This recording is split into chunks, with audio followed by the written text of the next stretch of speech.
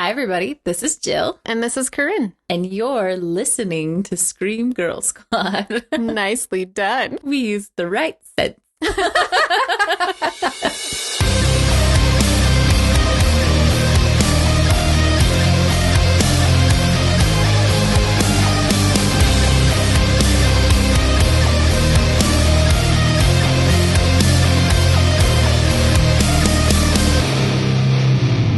So, tonight we decided to watch Black Friday, Mm-hmm.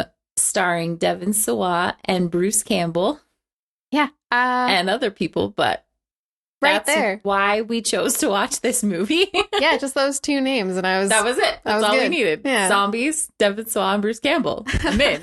Like, that was it. That's all we needed. It's a pretty strong sales pitch. Yeah. So, yeah, that was it. That was all. And this just came out. It's super new. Yeah. So we actually had to shell out some dollars to rent it. Yes, we did. Yeah. It's not that I'm cheap. It's that I'm cheap. Yeah. So I definitely prefer when we can just stream something on one of our services. Well, and we have services for a reason. But this So- was interesting enough and I was excited enough about it. And it seemed timely enough with when it's going to air and what it is. Because we're Yeah. recording this 2 days before Thanksgiving. And the premise of Black Friday is that on Thanksgiving night, a group of disgruntled toy store employees arrive for work to open the store at midnight for Black Friday madness. And unbeknownst to them, earlier in the day, a meteor crashed into the store, and this alien starts turning people into zombies, and chaos ensues. So The end. it's up to this ragtag band of misfits to get themselves to safety. So yeah, we had to watch it this We week. had to watch it. We couldn't wait for months and months for it to come to whatever streaming. So. Yeah. No, it had to happen today. So Black Friday was directed by Casey Tebow, and this is the first thing that I had seen from them. From what I can tell, they did some music videos and music documentaries and things like that. And I feel like you That can tell. fits. Yeah, right? Like while I was watching it, I wasn't like, this person directed some music videos. Yeah. But when I was looking it up after, I was like, yeah, like I could totally, like the artistic flair to it. Yeah. I could see that. Yeah. It was written by Andy Griskowiak. And from what I can tell on IMDb, this is Andy's feature film debut. Mm. Some TV writing before this. This is the big breakout. So hopefully we see more from Andy in the future. Also interesting cast and crew. I got kind of excited when the credits were coming up in the beginning and they're showing us like produced by Bruce Campbell, which is awesome. But also music by Patrick Stump of Fall Out Boy. Oh, Yeah. okay. Yeah. And I don't know if he's composed music for other movies, but honestly, this was great. This was great. Yeah. The music added so much. We'll touch on like a couple places where it really, really added something. But I was very pleasantly surprised to see Yeah. that Patrick Stump, who my young cousin was in love with in the early aughts, did the music. The star-studded cast of Black Friday that lured Jill and I in includes Devon Sawa. We must discuss that I've been in love with him since I was 13, maybe Yeah. younger. Yeah. What was the first thing you ever saw Devon Sawa in? Casper. Oh, right. For like a He is minute. Casper, and we would rewind the last 10 minutes of Casper over and over and over again. I totally forgot about that. And then, of course, Now and Then, Oh, right. which is just fabulous. Mm-hmm. And then Wild America came out, where he was in the movie with JTT. You had that poster on your wall. I had that for poster on my years. wall, like right next to my bed, so that I could And, wake up in the Yeah, morning we and loved look at that them. movie, which we watched sort of recently. You did? Crystal and I think we watched it on her 30th birthday. Like, we were like, let's relive our childhood and watch a JTT movie. And we watched that one, and it was terrible. To no It one's did surprise. not age well. Yeah. You didn't age well, man. No, I'm just kidding. It's true. It's true. We're aging great. Yeah. But speaking of aging great, Oh, man. Devon Sawa has only gotten hotter. Yeah. Like, I feel like he was cute, like, when we were younger. Mm-hmm. We're roughly the same age. He's 6 years older than we are. Yeah. that gap feels more and more appropriate the older that we get. Right. But when we were teenagers, I remember he was cute. Like in Idle Hands, he's super cute. Yeah. In Final Destination, he's super cute. Not like hunky, But he's like that, like attainable cute. Is that the right way of saying that? Like you thought you had a chance with him. Oh, 100%. I harbored fantasies of if only we would meet one day at the mall. Right? And instantly fall in love at a Spencer Gifts. But now he's like ridiculously hunky. He's so handsome. I watched him in Nikita a couple years ago. I don't know if you've ever watched that show. No. On the CW about, spies and espionage, whatever. So he's like a former super spy covered in tattoos and shirtless when you first meet him. And it was just... So that's when I was like, holy crap, he aged well. And then I feel like I've just seen him in things since then. Yeah, this is the first thing I've seen him in years and years and years. Yeah. And like, it's been long enough that when he first came on screen, it took me a second to realize, oh, that's Devon Sawa. Because he has aged. We all have. Yeah. But maybe it's because I see you every week or more. But you look the same to me as when we were 15 years old. So in this, he plays Ken Bates, the divorced middle-aged father of two, because that's the point of our lives that we're at. Yeah. If we use Devon Sawa as a barometer. Middle-aged father of two who works at a toy store. Yeah. He's got a lot to be thankful for this year, I guess. Bruce Campbell, in addition to producing the film, also stars as Jonathan, the We Love Toys store manager, who brought bow tie wearing, super excited about managing a retail store energy. Yes. And Bruce Campbell, you love from Evil Dead, Army of Darkness. My family loves from Briscoe County Jr. So every time he pops up in anything, he was in a Hallmark movie recently, and my mom texted me and was like, have you watched the Hallmark Christmas movie with Briscoe County Jr.? This is still how he is referred to in my house. The man's got range. He's great. But yeah, he's comedic chops. Like, I don't know that I've ever seen him in anything serious. Yeah, I haven't, for sure. Well, I mean, he's in Burn Notice, which there are some dramatic... Isn't he still kind of the funny guy in that, though? Yeah, he's still like the Hawaiian shirt wearing sass mouth. Yeah, like I feel like he is who he is. Yeah. And that's what he brings to the table. Yeah. And I'm 100% okay with that. Exactly. Yeah. We got what we wanted out of Bruce Campbell in this. Other notable names, Ryan Lee stars as Chris. Which he was in Super 8. Yeah, Super 8. So it took me a minute to figure out, because when he was younger, this is a little weird to say, but he had large teeth. And I feel like he kind of grew into his teeth in this movie. Oh. Because that's what I remember from Super 8 was he was just like the kid with the huge mouth, right? Mm-hmm. And I feel like it wasn't quite as pronounced in this. And so it took me a minute to figure out, oh, I know who that kid is. I identify with that super hard because there is a VHS tape somewhere in my parents' house of me at age 10 holding my newborn cousin Natalie. And I'm marveling at the fact that she is a newborn and doesn't have any teeth. And we make a joke about how it's pretty lucky newborns don't have teeth because they breastfeed.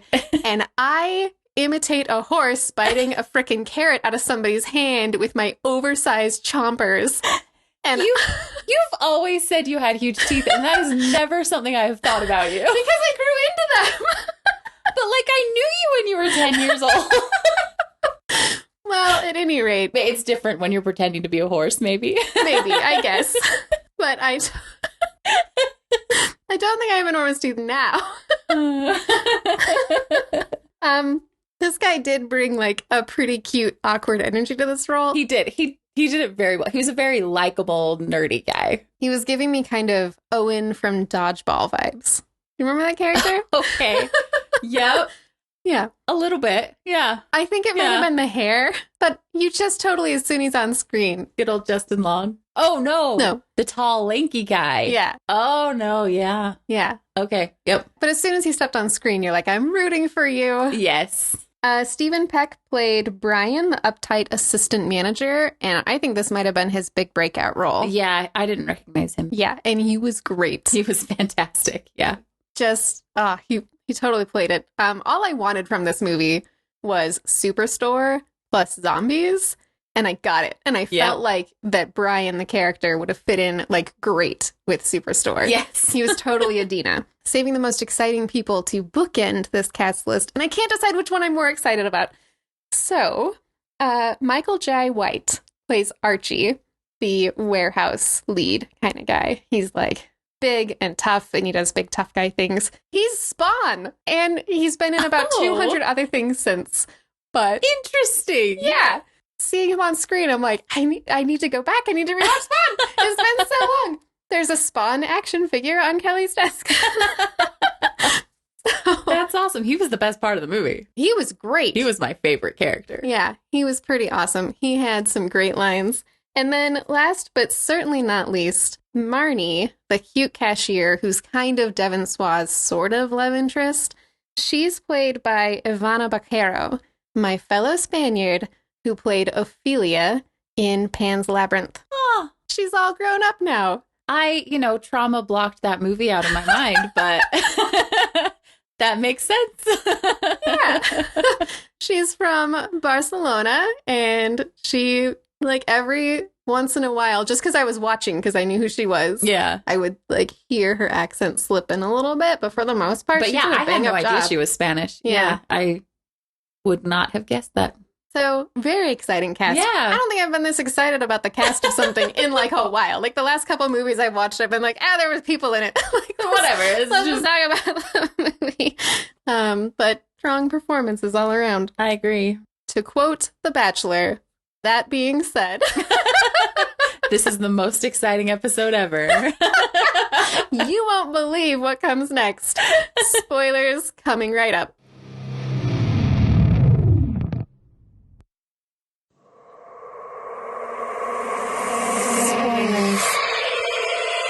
Okay, so the movie opens, and this shot reminded me so much of the cover art for The Crazies. Mm-hmm. Have you seen where it's just like, it's a shot of the floor and his feet, but he's dragging a pitchfork? But there was no pitchfork, but it was just like a floor and this guy's feet as he's walking through the store. And something about the lighting, I don't know. Anyway, I was like, they are setting this up for a zombie movie, and I am here for it. Like, it worked really well for me. But he's walking around the store and like trying to hang a banner for Black Friday, and you can hear people like banging on the door trying to get in, and he's like, already? Come on, give us it. Like, you can tell he just doesn't want to be there. He hates everything about this holiday. Is there anyone that likes this holiday? There probably are, but I feel like there's people, like my coworker today was talking about how excited she was for Black Friday shopping. It's never been my thing. Yeah. I stay in my pajamas and set up my Christmas. That's my Black Friday. So I enjoy not putting pants on. It's great. That's the problem with Black Friday shopping. You have to put on pants. Yeah. To leave the house, brush your hair. Nobody wants to do that. A lot of work. I don't know, though. I worked a Black Friday once when I worked at Shopko as a teenager, and I don't think that everyone had, like, fully gotten ready for the day. You know what I mean? That's fair. Yeah. Yeah. So anyway, he's walking around, he's getting ready, he's grumbling about everything, right? So then the thing falls down from the sky, which I guess was a meteor. It wasn't terribly clear. Yeah. And it's like a pulsing hot pink purple brain. Yeah. It's kind of what it looks like. It looks like kind of slimy. It looks like it's made out of pink pantyhose and tissue paper and has some Christmas lights underneath it. But it's like pulsing and glowing. Yeah, somebody's back there like breathing into it every once in a while to sort of like inflate it and let it go down and inflate. Yes. And he goes over to look at it, and this like white spaghetti worm situation attacks to his face. And the shot of it coming out of its little like face tube. It was like, because it was like this little worm on top of this like pulsing brain thing, and you were like, what's happening? And then it shot out this white like wormy thing that like attached to the guy's face alien style, you know, like, I don't know, it was crazy. Oh yeah, it suctioned right on his mouth. It was a good time. Yeah. I think that I might have shouted ew. I think you did. I think you did the first couple of times. It never stopped being gross. So then he's in the back room and he's hiding behind a crate, And these other coworkers walk into the back room and they're like, Monty, what's going on, man? And he like kind of comes out from behind a crate and is like, roar. And then this Frank Sinatra Christmas song starts playing and the credits roll. And it was the most chill, like, it's not a Christmas song I'm terribly familiar with, but it was Frank Sinatra singing about how it's Christmas time. And like, it was just, you know, Pretty the lights mellow. are up, it's snowing, la la la. Frank Sinatra does not do anything too crazy, right? So you go from like zombie to, oh, super chill. It worked, though. And when the credits rolled during this Frank Sinatra situation, or was it before the movie started that it talked about how it was a Chicken Soup for the Soul production? Oh my gosh, yeah. Before the opening even started and it was just doing the production company cards, it said a Screen Media production, a Chicken Soup for the Soul entertainment company. Which we had no idea was a thing. Number one, yeah. And number two, I did not expect them to produce a zombie movie. I don't know. I sort of have inside jokes about Chicken Soup for the Soul, and it tickled me greatly. Yeah.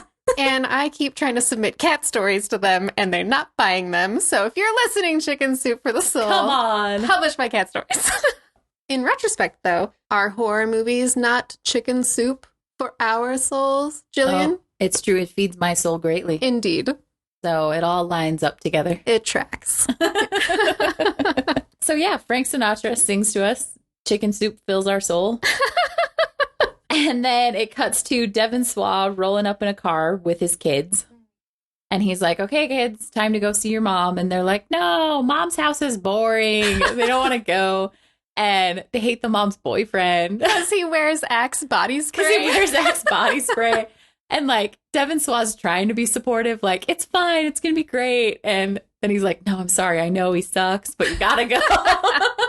And he's explaining to them that the reason he has to work on Thanksgiving is because heroes work on Thanksgiving, like Yes. firefighters. And then he's like, I can't remember what the guy's name is, Dane or something. And he's like, he doesn't work on Thanksgiving. Just think about that. Yeah. Make of that what you will. Yeah. Nice little dig at the stepdad. So that was pretty funny. So you kind of get the, you know, his kids are important to him. His kids love him back, right? Like it was no, you know, like they were sad that they didn't get to spend more time with him. Yeah, they set it up like this dude's a good dad. But it's still, I mean, he looks like a dad. But it was one of those moments where I'm like, I grew up with this guy and like on my TV and now he's someone's dad. Well, and now we're at the point where I'm like, oh, he's a good dad. That's hot. You know, that's a good thing instead of when you're a kid and you're like, oh, he's a dad. Gross. He does not have a dad bod. No. He has a very well Action maintained hero bod. Yeah. So then it cuts to this random teenage kid who we found out is named Chris later in the movie, but he's running around getting ready for work and he like is trying to get hand sanitizer on his hands and he's out. And so then he goes into Thanksgiving where his parents are and he's like, hey, do we have any hand sanitizer? And they're like trying to tell him where it is. And his parents are being very not supportive. Yeah, his Like, parents are dicks. yeah, just kind of horrible. And his dad is like, or his mom's like, do you have to go to work today? And he's like, well, I don't know. His dad's still making me pay rent. And the dad's like, Yeah. and he's like, well, okay then. And he leaves. Yeah. The dad's all annoyed that the kid's like interacting with them and asking them questions. He's like, Yeah. we're trying to eat our Thanksgiving dinner here. And I was like, man, This guy sucks. he really does. It was totally one of those moments where you're like, I hope he gets eaten by a zombie. Yeah. Sadly, no. Yeah. But they make it pretty clear that Chris kind of gets trampled on by like Yes. the people in his life. Yes. So, And they set up pretty hardcore that he's a germaphobe yeah. right from the get-go. He goes out and he gets in. I'm just going to call him Devon Sawa. I can't. I'm on board with that. He's picking him up. They're driving to work together. And that's the first point, because up to that point, you don't really know what Devon Sawa does for a living. And so you're like, okay, he works with this teenage kid. Mm-hmm. And the kid was wearing like an apron with a little name tag with teddy bears on it. And so you're like, we're going to build a bear? Like, I thought 'cause I there's a wondered, huge you teddy know? bear. Yeah. So they're driving into work together. And you feel like Devon Sawa's being like the sage, wise man who like takes this kid under his wing, you know? Which Like, again is so weird. yeah. He did a great job. It's just my brain couldn't handle how grown up and old we all are. It was very hard for Caryn. So they get to the toy store. Well, and as they're pulling up to the toy store, one of the, I think they called it All Mart. So it was like Walmart, but changed just a little bit. And it was closed. There was no people. And they were like, that's weird. Why would they not be open today? Yeah. And they almost get hit by a speeding ambulance or cop car or something. They're like, man, it's got to be one of those crazy soccer moms Black Friday shopping, and they're like, whatever, and just keep driving. So as they get to the toy store, there's a line of people, and you can see the guy, and you're like, he's going to turn into a zombie. And he's like, I don't feel so good. And he's getting pale and cold sweats. And his wife's like, suck it up, it's fine. Yeah, you're fine. We're shopping. Yeah. And so then they get into the store, and they give you kind of a general overview of everyone and how this store works, right? So Devon Sawa comes in, and he goes over and starts flirting with the female cashier. And they're talking about getting pancakes. And she's considerably younger than he is. Yes. And there's another cashier who looks kind of uptight and uppity, and she's rolling her eyes about it and walks off into the back room. You can tell she's no nonsense. She gets in the back room, and Chris, the teenager from before, is washing his hands really well, again, setting up that he's a germaphobe. And there's another guy in there who's, you can tell, is just a gross slacker. We all have worked with that guy who shouldn't be working with public. Where I'm just over it. Yeah, he just had no cares. So the lady who rolled her eyes walks in. Her name's Anita, and she is polishing her Employee of the Month plaque that has 18 consecutive months or something. It's insane. And she's really proud of it. And she tells everyone, you can get written up for that. Why would you do that? All of these things. So they're just, setting up the dynamic.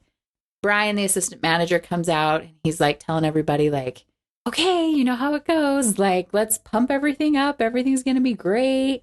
And while they're having their conversation, it cuts to, so the guy who was in the break room goes outside for a smoke, and he turns his head, and you hear him scream as something grabs him from off screen. And then it cuts back to Devon Sawa's hanging out with a couple of the other guys, and they have plastic cups of some kind of drink. And Devon Sawa busts out his flask and spikes everybody's drink. He's it's the only way we're getting through tonight.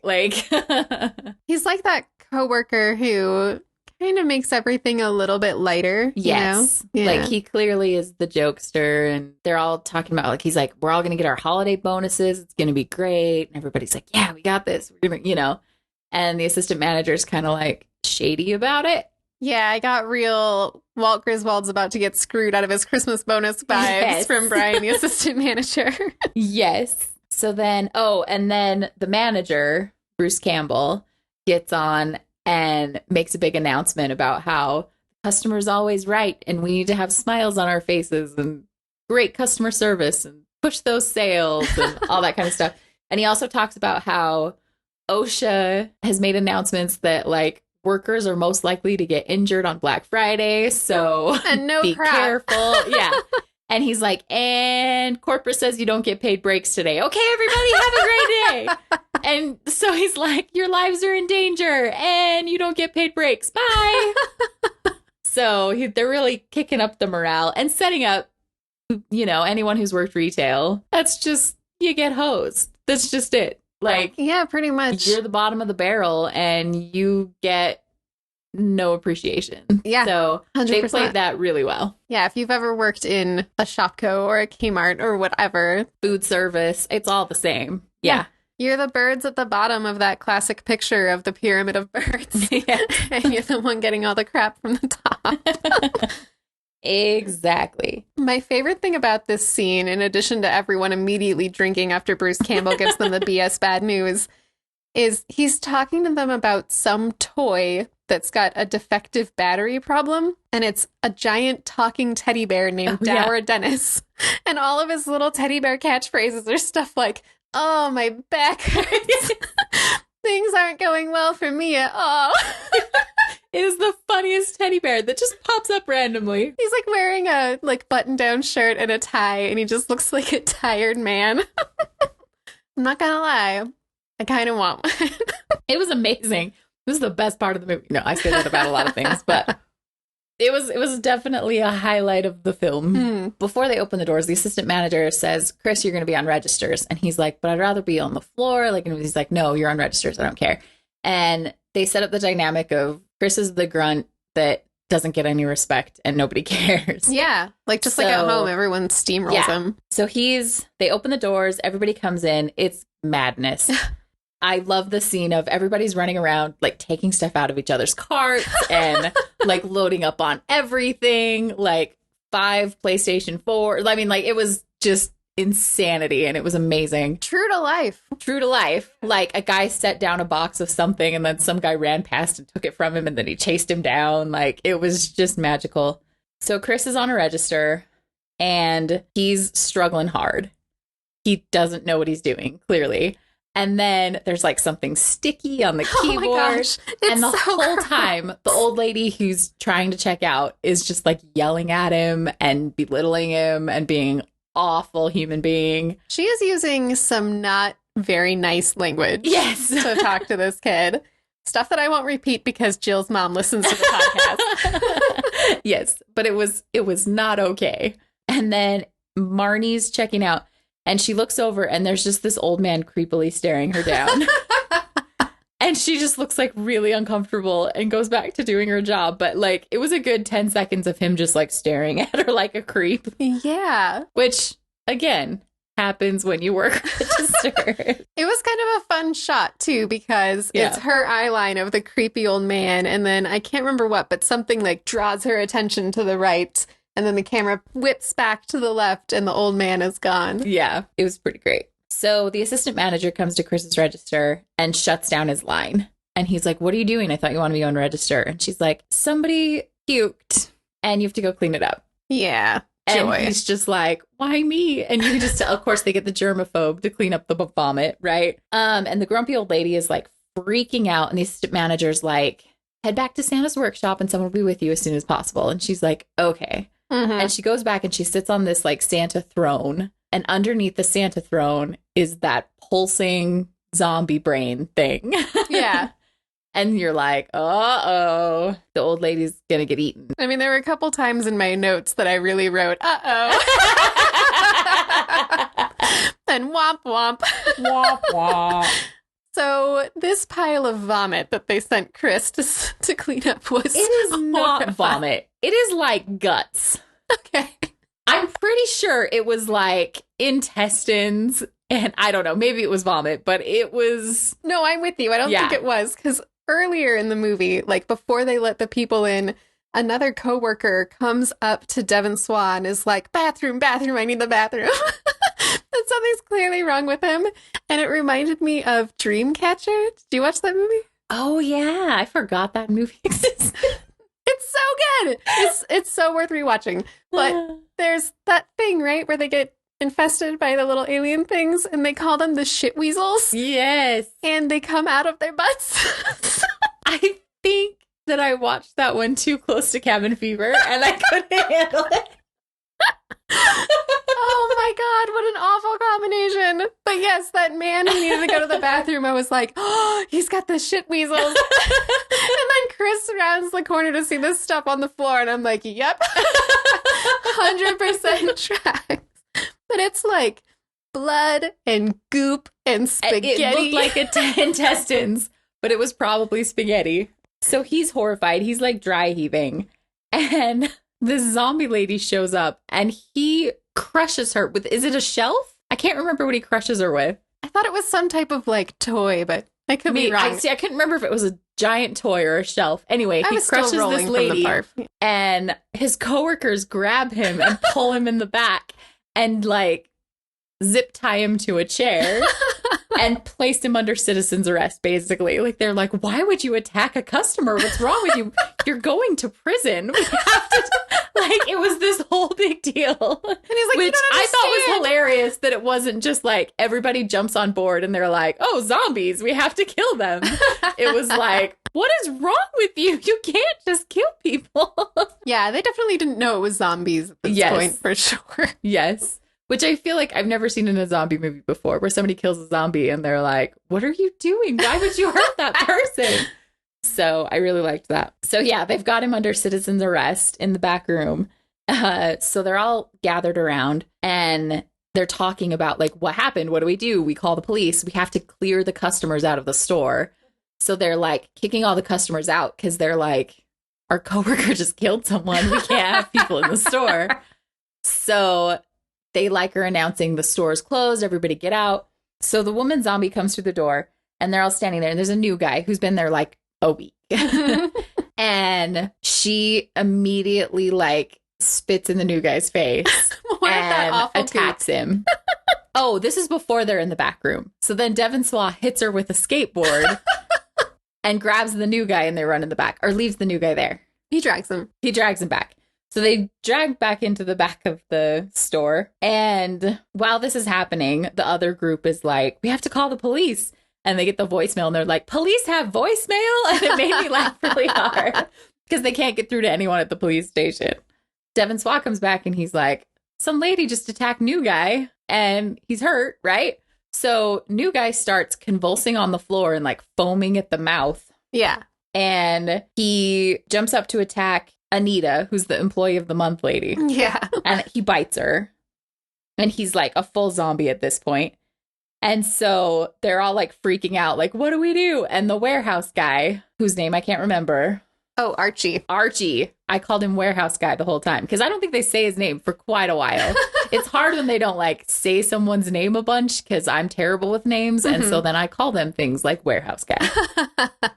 So warehouse guy comes up and I don't know if it was like a nail gun or a staple gun. I think it was a nail gun. So he attacks him with a nail gun and the zombie guy drops to the ground.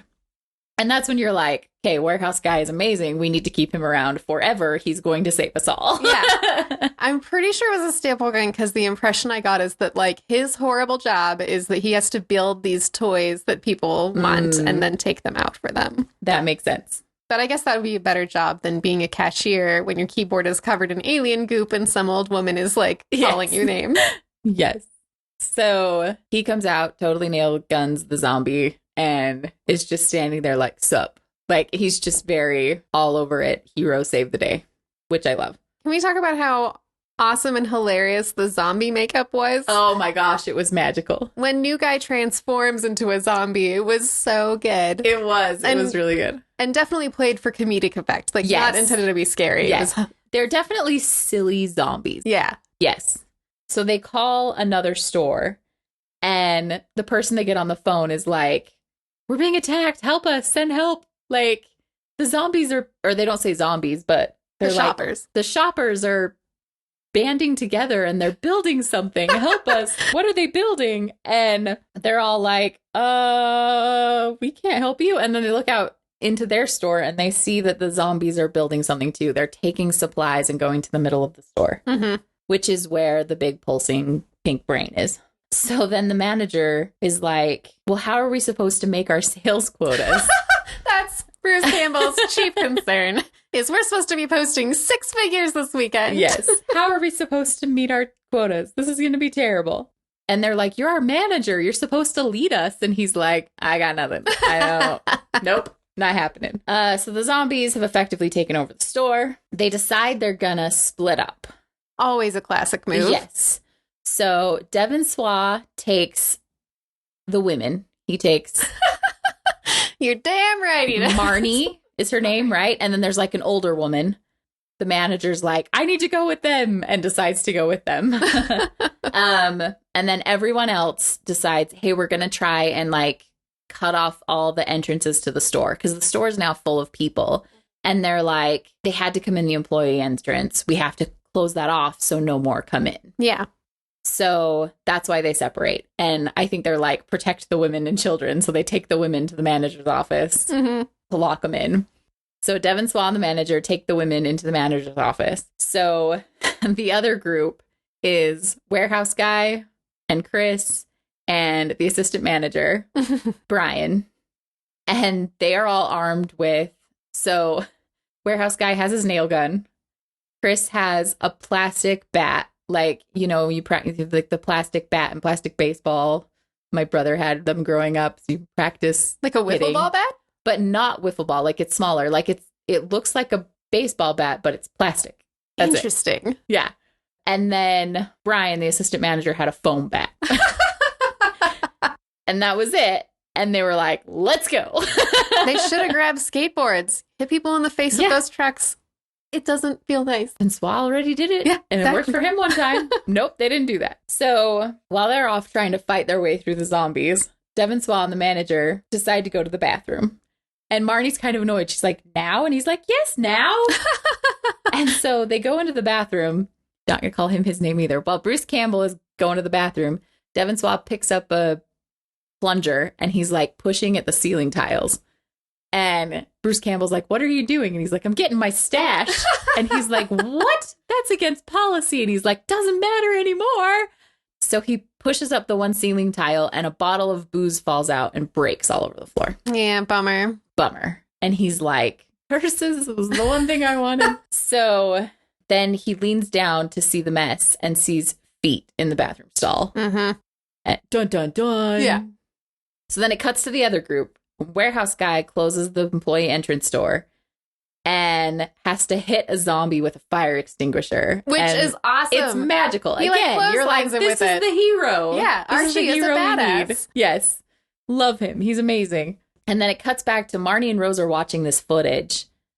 And Marnie sees that the shoppers are building something. And she decides to go see what it is. So she goes out into the main part of the store. So then it cuts back to the bathroom. And Devon Sawa's like slowly opening the stall door where he saw the feet. And the zombie like jumps out at him. And this jump scare got me a little bit. I'm not going to lie. Like I knew something was going to happen, but it's still the timing was good enough that it made me jump. Yeah. So that was fun. I saw you jump. Yeah. And I think you startled Bill, who was like thinking about coming up and sitting on the couch and got scared. Ran away. None of our cats sat on us while we were watching this movie. And I'm very bitter about it. Probably because I was jumpy. No. So the zombie starts attacking him and he yells to Bruce Campbell to hand him something. And he hands him the broken bottle neck and he stabs it into the neck of the zombie. Pretty handily. Pretty amazing. Yeah. Yeah. Blood spurts. Yeah. It's satisfying. It's nice and gory and amazing. So Marnie sees that the zombies are building some sort of giant pod. Like they're taking stuff towards that little pink pulsating brain, and it is steadily growing bigger and bigger and bigger. Mm-hmm. So then they all gather together and they're like, we need a plan. And they're like, we got nothing. Like nobody has any plans. So Devon Sawa's like, I'm going to go to my kids. Mm-hmm. Like I'm getting my bonus check and I'm getting out of here. And Bruce Campbell and the assistant manager, Brian, look at each other like, So they ask Bruce Campbell for his key, and he's like, I don't have it. I left it in the office. So warehouse guy hands him a scissors or something to jimmy open the drawer. So he jimmies open the drawer, and there's no bonuses. Yep. And he's like, where are bonuses, man? And he's like, yeah, there aren't any. Yeah. Like, the manager and the assistant manager both knew and sat on that information like jerks. Well, and then the assistant manager says, I didn't know we weren't getting bonuses. I just thought we were going to lay people off after the holidays. Ugh. And he's like, well, yeah, that too. And then Chris is like, lay people off. We're going to lay off. And the manager turns to him and goes, for sure, you with all your tardies. All your tardies. And it made me laugh so hard. Because it was just like, without skin bees, like, for sure, you. And I haven't heard that word since school. Like, they didn't call it that one, like, any job I ever had. Yeah. They just called it being late. Yes. But yeah, tardies. Yep. I remember getting tardy slips almost every day because the person who drove me to school, when it wasn't Jill got me to school on time. When my dad got me to school, it was never on time. I much prefer driving myself. I'm a control freak. I loved when you drive to school. You had the Scarlet Pimpernel soundtrack like on a cassette tape, and we would listen to that, or to like Brigadoon in the mornings. Lots of show tunes, but it depended on my mood. That's my life still to these days. Show tunes are heavy metal. What kind of a day are we going to have? Little Taylor Swift thrown in the middle. And people might think that heavy metal is for a bad day, but no. Show tunes are the comfort food that gets her through a bad day. Yes. Heavy metal's for when I'm happy. Anyway, total sidetrack. So yeah, he's like, oh, for sure, you were going to get laid off, Chris, because you're always tardy.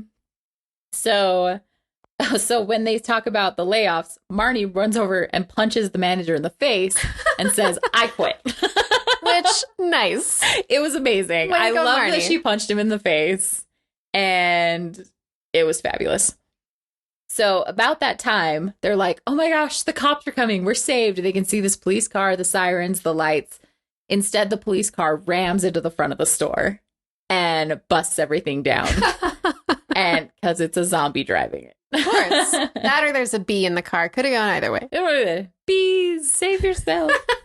So everyone runs. So while they're running to the back of the store, Chris gets attacked by a zombie lady. Warehouse guy kills her and then sacrifices himself. Is this where he delivers his leprechaun level line of amazingness? Yes, it is. Would you like to do the honor? After he smashes her, he says, "Got your doorbusters right here, mother effer."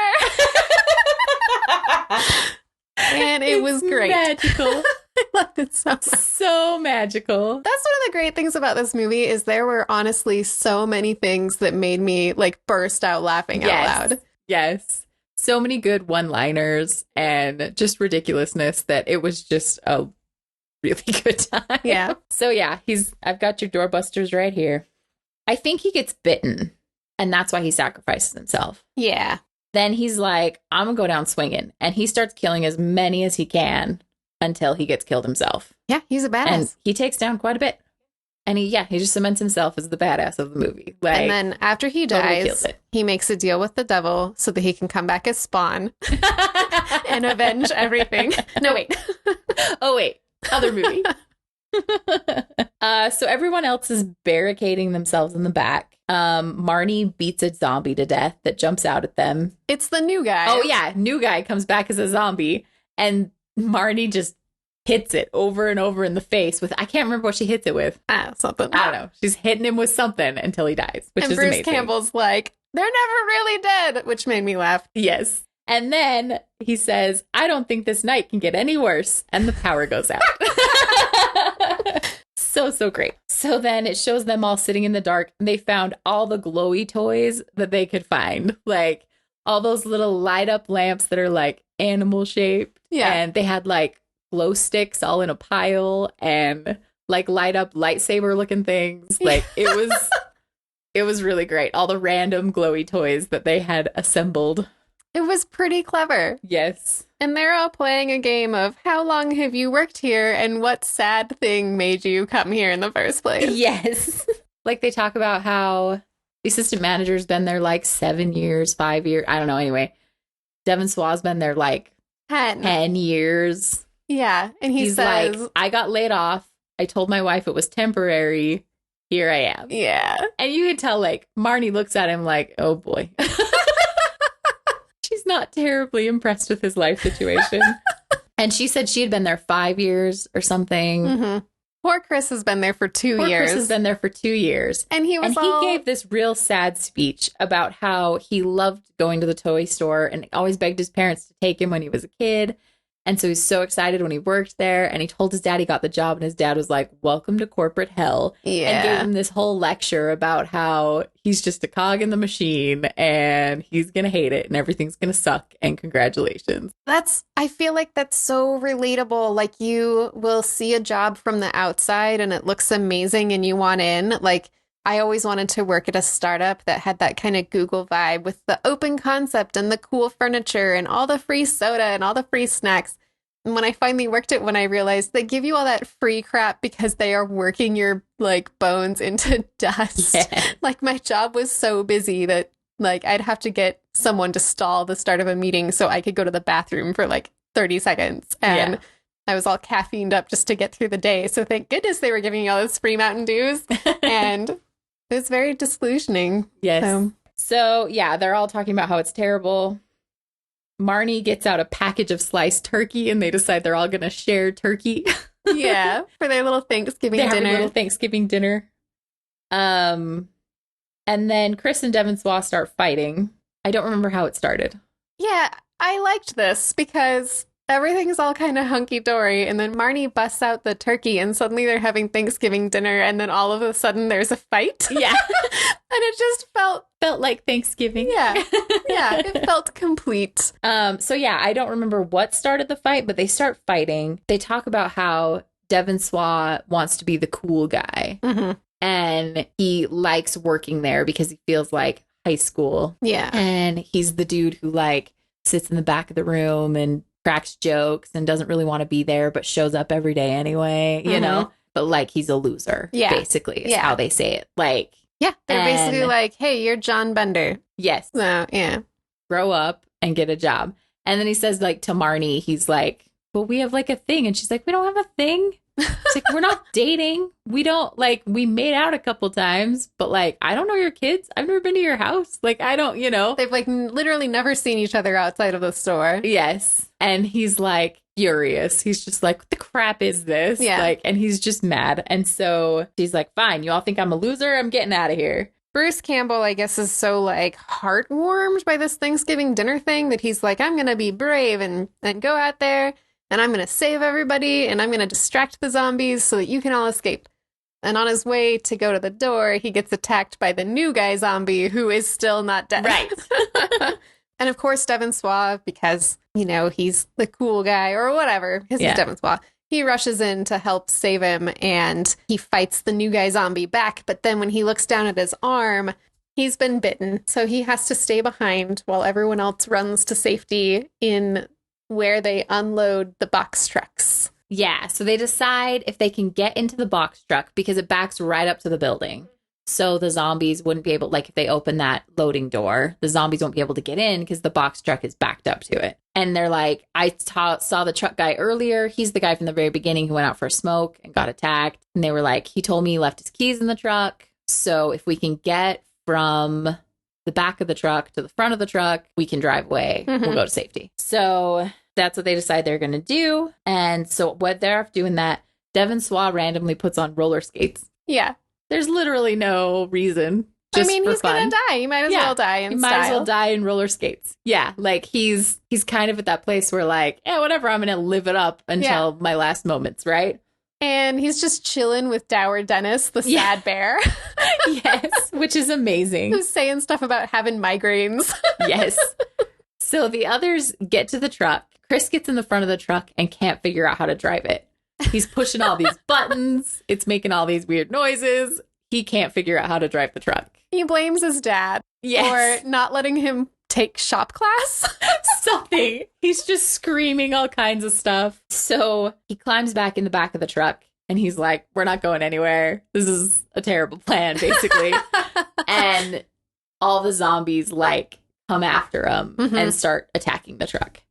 So meanwhile, Devon Sawa is inside and gets attacked by a naked lady zombie who is wearing the necklace from the mean old lady in the beginning. Yeah. So she is this naked lady zombie. When Jill says naked lady zombie, they went to some pains to make sure that she had heavy, saggy chest area. Yeah. Sorry, when I started to say it, all I could hear was Captain Holt from Brooklyn Nine-Nine whenever he's pretending to be straight and he keeps talking about how much he loves heavy breasts.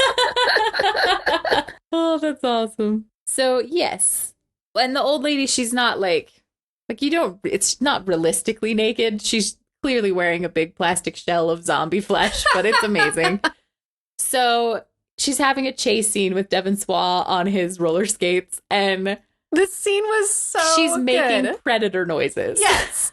Which was just amazing. Like, she's falling around, like, I can't even do it. No, I can't do it. I was about to try, and then I was like, nope. Clicking in his mouth and, like, the weird, like, bird calling thing. I wish that I was a Kenku from D&D and that I could, like, perfectly imitate this for you. But I cannot do it. But she's making the Predator noise. You've seen movies. And then he like backs up into this wall and it's like all these scary masks lined up. Yeah, like he's gonna hide among the mannequins and the masks. And like the camera pans down the masks and it was so straight out of Young Frankenstein.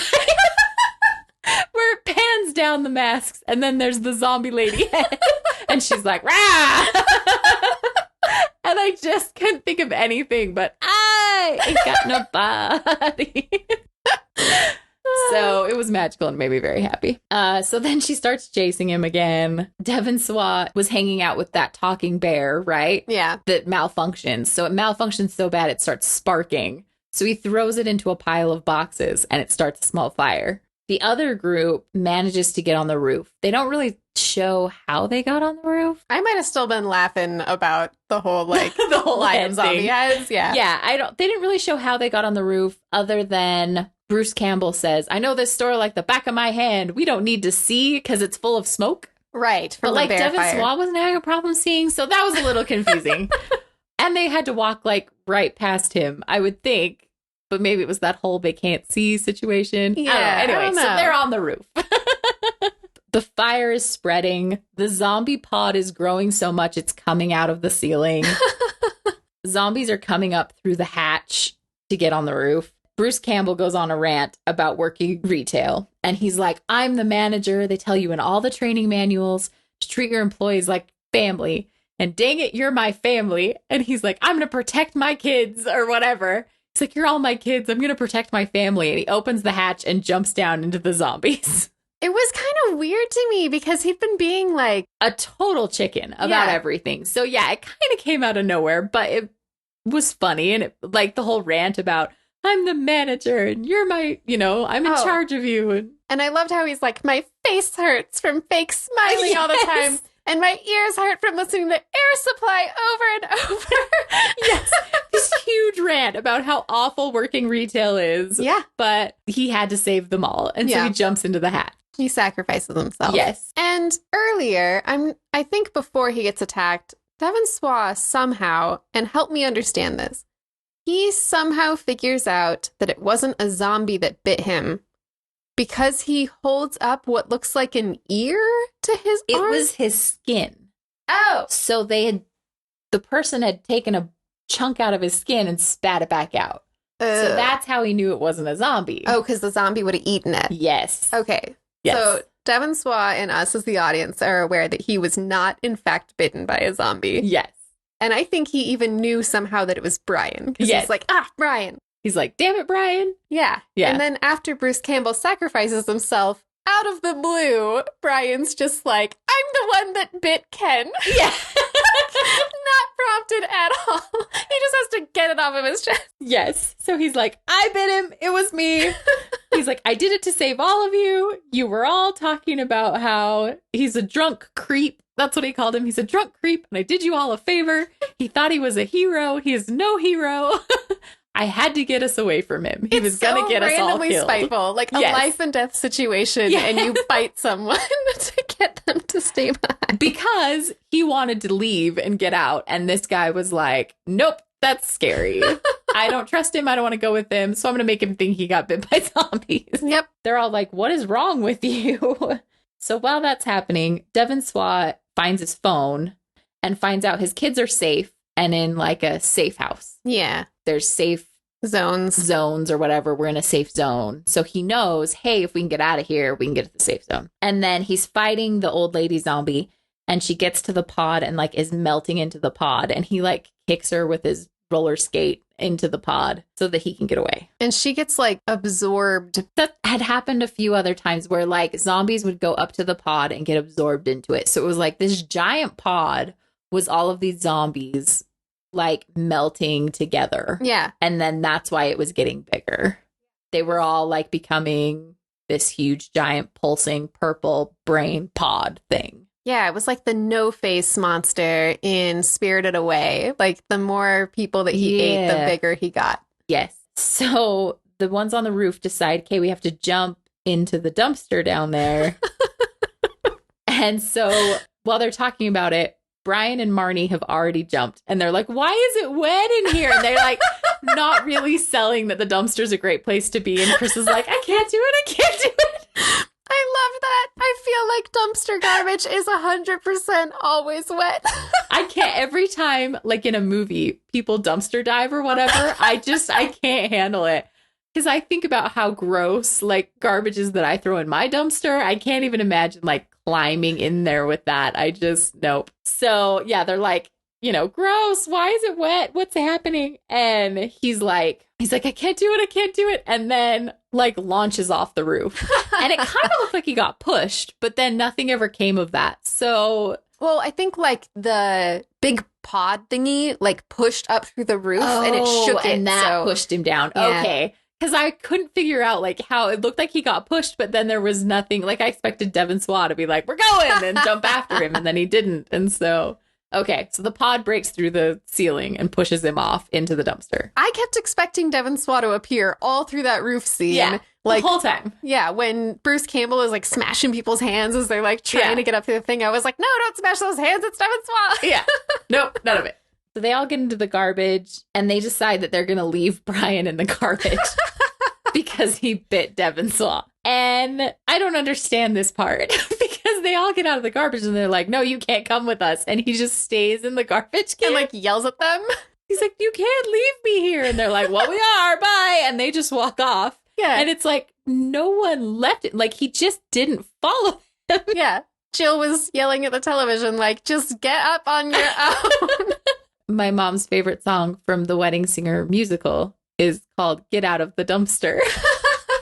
Because, he gets thrown in the dumpster after singing terrible songs at the wedding because he's all heartbroken, right? And so the girl comes out and she's like, just get out of the dumpster and, like, live your life. And anyway, that's what the whole time they were in the dumpster, I was like, so come out of the dumpster. And I was thinking about Pineapple Express. Also great. He's hiding in the dumpster. Seth Rogen's like, come on, we gotta, like, go find a better place to hide. And James why did you jump in there? And he's like, it seemed like a good idea. Come on, get out. But I'm in the dumpster already. I think about that all the time. Anytime I'm in, like, an uncomfortable situation that I'm too lazy to get out of, I'm in the dumpster already. So I'm just gonna stay. Yes, most excellent. So eventually he does follow them out of the dumpster. And we were like, okay, well, there it is. Because you can't just, like, leave him there. They, like, first of all, the dumpster opened on the end like a door, and then they just walked out. So it wasn't even that he had to climb out of the dumpster and couldn't do it. So, yeah, eventually he just follows them out. So the zombie pod gets bigger and bigger, and the Ghostbusters sound plays. Yes, the music, the brilliant music, kind of, like, borrowed from the Ghostbusters for a second. And I was like, what? That's Ghostbusters. And immediately after, the pod explodes outwards like the Stay Puft Marshmallow Man. Into this, like, creature that, listen, it reminded me of the bubblegum monster from Ghost Rider with, like, the milky face. Yes, it was their, like, weird only thing I could think of.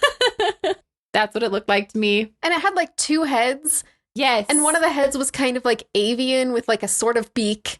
And then one was a clearly human face. Yeah.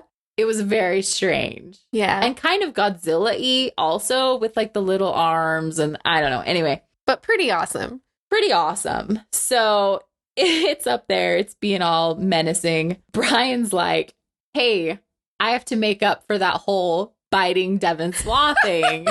Let me use my customer service skills and go talk to it. He's like, maybe I can calm it down. It's a manager thing. Yeah. And so he walks up to it and he's like, hello, sir. How are you today? How can I help you? Like, the most ridiculous, I'm going to suck up to the monster thing I've ever seen in my life. So he's, like, trying to customer service voice talk to the monster. And as he gets close to the store, the monster basically reaches down and just flicks him away. And he, like, flies out of the scene. And it is amazing. Like, it's just this quick, like, tink. Yeah. So he gets his comeuppance. So then Devon Sawa comes running out. And he's like, did you see what happened to Brian? And they're like, yeah, man. And they decide that they're all going to get out of there together because he has his car keys. And they hadn't been able to get any of the other cars to open or have any car keys or anything. So Devon Sawa has his car keys and he's like, let's go to the dad wagon and we'll get out of here. I think that's what he called it. Something like that. And so he's like, let's get out of here. And Chris is like, I've got a plan, but you have to distract him. So Devon Sawa's like, okay, I'll distract him. And Marty's like, no, you've got kids. And Devon Sawa's like, pfft, and jumps up anyway. So he's like distracting him. He's like, hey, look over here, man. Like, he's not even really trying. So Chris goes over and gets on a forklift. And they had talked earlier in the movie about how he had trained on the forklift and didn't get paid for it or whatever. And they were like, well, it's more valuable that someday maybe you'll be able to drive a forklift when you need to. And I remember thinking that's going to come up later. And then I totally forgot about it. So I didn't write it down or anything. So I forgot to mention it earlier. But so Chris gets over and gets on this forklift and starts driving towards the monster. So the monster does that thing where the white spaghetti suction cuppy thing shoots at the forklift. Chris puts the forklift in reverse. And it becomes one of those like toddler situations where he's pulling on the forklift backwards and the monster's pulling really hard trying to pull the forklift towards him. And then Chris bails out. So there's no more like resistance. And the forklift just flies at the monster and hits it in the face. Like right in the eye. Like that was the plan. That was the actual plan. And it worked. And like the pointy end of the forklift at the front, the fork of the forklift, the fork of the forklift, yes. Like stabbed into the monster. So it worked, right? And the monster's kind of like spewing blood and getting all mad. And at the same time, the fire from the talking teddy bear has grown in proportion enough that now the alien is on fire. So between getting stabbed in the eye with a forklift and the store is burning down, the monster dies. Mm-hmm. And the store crumbles. There's nothing left. It's pretty awesome, like the way it collapses in on itself. Yes, it was pretty great. Like, just completely gone. Very satisfying. Yes. So they all decide to get in Devon Sawa's car. And they're like, they get in the car and he's like, hey, I heard from my kids. There's a safe haven. We can go there. And they're like, great. And he's like, but first we have to stop for pancakes.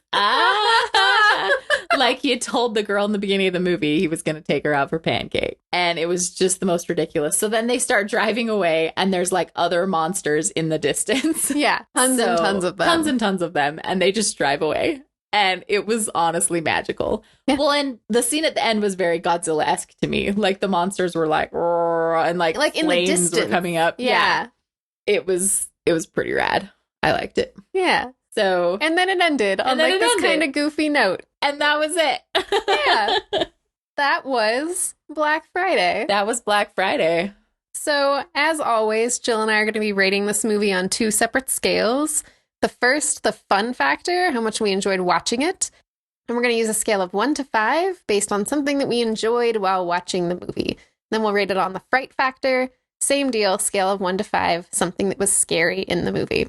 So Jill, on a scale of 1 to 5 Mike and Ike's, how fun was this movie? Mike and Ike's not vegan Vietnamese shrimp. Okay. Is that what you'd rather use? I mean, you don't have to, but that was my favorite part of the evening. Oh, okay. So let's do that then. So on a scale of 1 to 5 vegan Vietnamese shrimp, how much did you enjoy Black Friday? I might say 4. Yeah. Like at first, the first half, I thought this is a strong 3. And then it went to 3.5. And by the end, I was like, no, this was a 4. This is everything I wanted it to be and more. So yeah, 4. I loved just so much about it. Every performance was wonderful. Mm-hmm. There were so many good moments. I don't think that I've laughed that much, even at like a straight comedy lately. Like yes, that much, that loud. I agree. And I feel like they all knew what kind of a movie they were making. Yeah. Right. And I just love the concept so much because I love horror when it's kind of a Cloverfield situation where there's this big thing happening, but we're only seeing like a small group's immediate and urgent situation that's part of that big thing. Yes. And I love that. It might be one of my absolute favorite kinds of horror. Yes. I also loved all the nods to other things. Yeah. And I don't know how much on purpose it was, but it felt on purpose to me. And I'm going to go ahead and say that it was. I definitely think the predator noises were on purpose because there was a scene right after the lady made a predator noise where Devon Sawa kind of like leaned into the frame and just the way that his face like came out sideways from behind a shelf. I feel like that was on purpose. The Ghostbusters thing was 100% on purpose. So it felt like they were definitely making this for horror fans. Yeah, exactly. Yes, absolutely. Speaking of horror, as far as how frightening this film was, on a scale of 1 to 5 spaghetti monsters. No, wait, that's not what I was going to go with. Okay. You know those things? You know those things that you would buy at like a little quarter vending machine at Kmart, and it'd come in a little ball and it was a sticky hand, and you would throw the sticky hand and it would like land on a piece of paper and you could yank the paper back, but it left like kind of an icky residue on everything that it touched, and it would like take the paint right off your walls. Yep. Sticky hands. Sticky hands. Every time one of the zombies like shot its weird spaghetti worm thing out of its face, I just thought of sticky hands. Yep. I can agree with that. So on a scale of 1 to 5, sticky hand mouth zombies, how frightening was Black Friday? Listen, we both know I jumped at least one time. So 1? I'm going to stick with 0 for myself. Can we give it a half? 1 feels a little generous, but I mean, I jumped that time. A half? A half a sticky hand? A sticky hand face zombie monster. I still think it would scare Danielle. Well, and if I had watched this as a child, if I was like 5 years old and watched this, I would be afraid. There you go. Like how I was afraid of House until I rewatched it as an adult. Yeah. So, yeah, definitely didn't scare me, but I loved watching it. It was so much fun. It was so much fun. Yeah, it was a really good time. Highly recommended. Absolutely. I think that's all. Thank you for listening. As always. Don't forget to find us, subscribe, like us, tell us if you like us, don't if you don't. Yep, all the podcast things. Thank you all for listening. We will see you next time. Bye. Hear you next time. Talk to you they'll next hear time. us. We will talk at you in a very one-sided conversation next time. Bye. Bye.